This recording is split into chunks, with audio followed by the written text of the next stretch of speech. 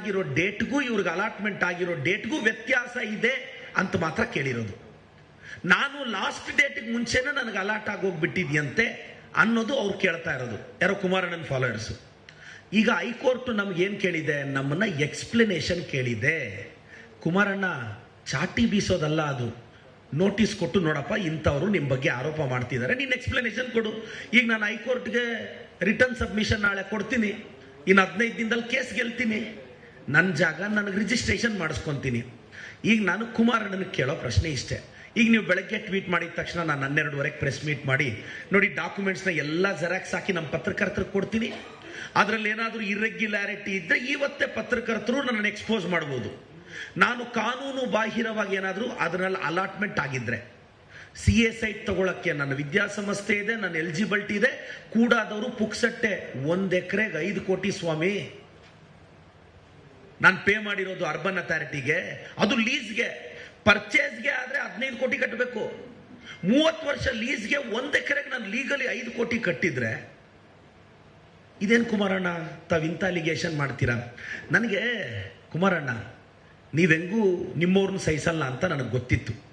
ನೀವು DK ಶಿವಕುಮಾರ್ ಅವರು ಮುಖ್ಯಮಂತ್ರಿ ಆದರೂ ಒಕ್ಕಲಿಗರನ್ನ ಸಹಿಸಲಿಲ್ಲ, ಸಿ ಬೈರೇಗೌಡರನ್ನ ಸಹಿಸಲಿಲ್ಲ, BL ಶಂಕರ್ ಅವ್ರನ್ನ ಸಹಿಸಲಿಲ್ಲ, ಚೆಲುವರಾಯ ಸ್ವಾಮಿನ ತುಳಿದ್ರಿ, ಬಾಲಕೃಷ್ಣ ಅಣ್ಣನ ತುಳಿದ್ರಿ, ಈಗ DK ಸಾಹೇಬ್ರನ್ನ ತುಳಿಯೋ ಪ್ರಯತ್ನ ಪಡ್ತಿದ್ದೀರಾ.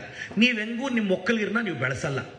ಏನೋ ನಮ್ಮಂಥ OBC ಹುಡುಗರು ಬೆಳ್ಕೊಂತೀವಿ ಅಂದರೆ ನೀವು ನಮ್ಮಂಥ ಬಡವ್ರ ಮಕ್ಕಳು, ಅನಾಥ ಮಕ್ಕಳು, ನಾವೇನೋ ಎಷ್ಟು ಜನ ನಾನು CA ಸೈಟ್ಗೆ ಅಪ್ಲೈ ಮಾಡಿರೋದು ಅಮ್ಮಮ್ಮ ಅಂದರೆ 1 ಎಕರೆಗಿಂತ ಕಡಿಮೆ, ಒಂದೇ 40-42 ಸಾವಿರ ಸ್ಕ್ವೇರ್ ಫೀಟ್, ಇನ್ನೂ ಕಡಿಮೆ ಬರುತ್ತೆ. ಚಿಕ್ಕಬಳ್ಳಾಪುರದಲ್ಲಿ ಅದಕ್ಕೆ ನಾನು ಆಲ್ರೆಡಿ 25 ಲಕ್ಷ ಫಸ್ಟ್ ಇನ್ಸ್ಟಾಲ್ಮೆಂಟ್ ಕಟ್ಟಿದ್ದೀನಿ, ಕಾನೂನು ರೀತಿ ಇದೆ. ಹೈಕೋರ್ಟಲ್ಲಿ 15 ದಿನದಲ್ಲಿ ನಾನು ಇದು ಕೇಸ್ ಗೆಲ್ತೀನಿ. ಅವ್ರು ನನ್ನನ್ನು ಎಕ್ಸ್ಪ್ಲನೇಷನ್ ಕೇಳಿದ್ದಾರೆ, ಚಾಟಿ ಬೀಸಿಲ್ಲ. ಕುಮಾರಣ್ಣ ನೀವು ಮಾತ್ರ 106 ಎಕರೆ ಮಾಡ್ಬೋದು, ನಾವೊಂದು ವಿದ್ಯಾಸಂಸ್ಥೆ ಒಂದು CA ಸೈಟ್ ಮಾಡ್ಕೋಬಾರ್ದು. ಆಗಿರೋ ಡೇಟ್ಗೂ ಇವ್ರಿಗೆ ಅಲಾಟ್ಮೆಂಟ್ ಆಗಿರೋ ಡೇಟ್ಗೂ ವ್ಯತ್ಯಾಸ ಇದೆ ಅಂತ ಮಾತ್ರ ಕೇಳಿರೋದು. ನಾನು ಲಾಸ್ಟ್ ಡೇಟ್ಗೆ ಮುಂಚೆನೇ ನನಗೆ ಅಲಾಟ್ ಆಗೋಗ್ಬಿಟ್ಟಿದ್ಯಂತೆ ಅನ್ನೋದು ಅವ್ರು ಕೇಳ್ತಾ ಇರೋದು, ಯಾರೋ ಕುಮಾರಣ್ಣನ ಫಾಲೋವರ್ಸ್. ಈಗ ಹೈಕೋರ್ಟ್ ನಮ್ಗೇನು ಕೇಳಿದೆ, ನಮ್ಮನ್ನ ಎಕ್ಸ್ಪ್ಲನೇಷನ್ ಕೇಳಿದೆ. ಕುಮಾರಣ್ಣ ಚಾಟಿ ಬೀಸೋದಲ್ಲ, ಅದು ನೋಟಿಸ್ ಕೊಟ್ಟು ನೋಡಪ್ಪ ಇಂಥವ್ರು ನಿಮ್ಮ ಬಗ್ಗೆ ಆರೋಪ ಮಾಡ್ತಿದ್ದಾರೆ, ನೀನು ಎಕ್ಸ್ಪ್ಲನೇಷನ್ ಕೊಡು. ಈಗ ನಾನು ಹೈಕೋರ್ಟ್ಗೆ ರಿಟರ್ನ್ ಸಬ್ಮಿಷನ್ ನಾಳೆ ಕೊಡ್ತೀನಿ, ಇನ್ನು 15 ದಿನದಲ್ಲಿ ಕೇಸ್ ಗೆಲ್ತೀನಿ, ನನ್ನ ಜಾಗ ನನಗೆ ರಿಜಿಸ್ಟ್ರೇಷನ್ ಮಾಡಿಸ್ಕೊತೀನಿ. ಈಗ ನಾನು ಕುಮಾರಣ್ಣನಿಗೆ ಕೇಳೋ ಪ್ರಶ್ನೆ ಇಷ್ಟೇ. ಈಗ ನೀವು ಬೆಳಗ್ಗೆ ಟ್ವೀಟ್ ಮಾಡಿದ ತಕ್ಷಣ ನಾನು 12:30 ಪ್ರೆಸ್ ಮೀಟ್ ಮಾಡಿ ನೋಡಿ ಡಾಕ್ಯುಮೆಂಟ್ಸ್ನ ಎಲ್ಲ ಜೆರಾಕ್ಸ್ ಹಾಕಿ ನಮ್ಮ ಪತ್ರಕರ್ತರಿಗೆ ಕೊಡ್ತೀನಿ, ಅದರಲ್ಲಿ ಏನಾದರೂ ಇರ್ರೆಗ್ಯುಲಾರಿಟಿ ಇದ್ದರೆ ಇವತ್ತೇ ಪತ್ರಕರ್ತರು ನನ್ನನ್ನು ಎಕ್ಸ್ಪೋಸ್ ಮಾಡ್ಬೋದು. ನಾನು ಕಾನೂನು ಬಾಹಿರವಾಗಿ ಏನಾದರೂ ಅದರಲ್ಲಿ ಅಲಾಟ್ಮೆಂಟ್ ಆಗಿದ್ರೆ, CA ಸೈಟ್ ತಗೊಳಕ್ಕೆ ನನ್ನ ವಿದ್ಯಾಸಂಸ್ಥೆ ಇದೆ, ನನ್ನ ಎಲಿಜಿಬಿಲಿಟಿ ಇದೆ, ಕೂಡಾದವರು ಪುಕ್ಸಟ್ಟೆ 1 ಎಕರೆಗೆ 5 ಕೋಟಿ ಸ್ವಾಮಿ. ನಾನು ಪೇ ಮಾಡಿರೋದು ಅರ್ಬನ್ ಅಥಾರಿಟಿಗೆ, ಅದು ಲೀಸ್ಗೆ. ಪರ್ಚೇಸ್ಗೆ ಆದರೆ 15 ಕೋಟಿ ಕಟ್ಟಬೇಕು. 30 ವರ್ಷ ಲೀಸ್ಗೆ 1 ಎಕರೆಗೆ ನಾನು ಲೀಗಲಿ 5 ಕೋಟಿ ಕಟ್ಟಿದ್ರೆ ಇದೇನು ಕುಮಾರಣ್ಣ ತಾವಿಂಥ ಅಲಿಗೇಷನ್ ಮಾಡ್ತೀರಾ?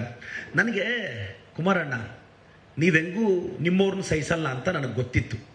ನೀವು DK ಶಿವಕುಮಾರ್ ಅವರು ಮುಖ್ಯಮಂತ್ರಿ ಆದರೂ ಒಕ್ಕಲಿಗರನ್ನ ಸಹಿಸಲಿಲ್ಲ, ಸಿ ಬೈರೇಗೌಡರನ್ನ ಸಹಿಸಲಿಲ್ಲ, BL ಶಂಕರ್ ಅವ್ರನ್ನ ಸಹಿಸಲಿಲ್ಲ, ಚೆಲುವರಾಯ ಸ್ವಾಮಿನ ತುಳಿದ್ರಿ, ಬಾಲಕೃಷ್ಣ ಅಣ್ಣನ ತುಳಿದ್ರಿ, ಈಗ DK ಸಾಹೇಬ್ರನ್ನ ತುಳಿಯೋ ಪ್ರಯತ್ನ ಪಡ್ತಿದ್ದೀರಾ.